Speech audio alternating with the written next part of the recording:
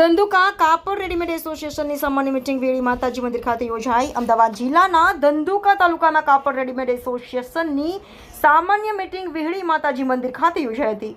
મીટિંગમાં એસોસિએશનના પ્રમુખ શ્રી રમેશભાઈ હરજીવનદાસ રામી, સુપ્રમુખ શ્રી અમલભાઈ નવીનભાઈ ગાંધી, ખજાનચી શ્રી હરેશભાઈ પદમસિંહભાઈ બગડિયા તેમજ એસોસિએશનના તમામ કારોબારી સભ્યો હાજર રહ્યા હતા। આ મીટિંગમાં ધંધુકા નગરપાલિકાના નવા ચૂંટાયેલા પ્રમુખ શ્રીમતી પારુલબેન જિગ્નેશભાઈ આદેશરા, ઉપપ્રમુખ શ્રીમતી ગજરાબેન વિજયભાઈ ચૌહાણ અને અન્ય નગરસેવકો હાજર હતા। આ એસોસિએશન દ્વારા ધંધુકા શહેરના વિકાસ કાર્યો માટે વિવિધ માંગણીઓ રજૂ કરવામાં આવી હતી। કાપડ એસોસિએશન દ્વારા કરવામાં આવેલી મુખ્ય રજૂઆતોમાં પુનિત બાગનું નવીનીકરણ, તાત્કાલિક ધોરણે પુનિત બાગનું નવીનીકરણ શરૂ કરવું, ગંદા પાણીની સમસ્યા, શહેરમાં ગંદા પાણીની સમસ્યા ઉકેલવા બંધ પડેલા ફિલ્ટર પ્લાન્ટને તાત્કાલિક ચાલુ કરવો, સીસીટીવી કેમેરામાં શહેરના મુખ્ય વિસ્તારોમાં સુરક્ષા વધારવા સીસીટીવી કેમેરા લગાવવા, જૂની શાર્ક માર્કેટ ફરીથી શરૂ કરાવવી, મુખ્ય રસ્તાઓનું રિપેરિંગ, જાહેર શૌચાલયની વ્યવસ્થા, નિયમિત પાણી પુરવઠો।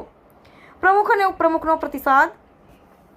ધંધુકા નગરપાલિકા પ્રમુખશ્રી અને ઉપપ્રમુખશ્રીએ એસોસિએશન દ્વારા રજૂ કરાયેલા તમામ મુદ્દાઓને ધ્યાનમાં રાખી તાત્કાલિક ધોરણે શક્ય તેટલા કામો પૂર્ણ કરવાની બાંયધરી આપી હતી।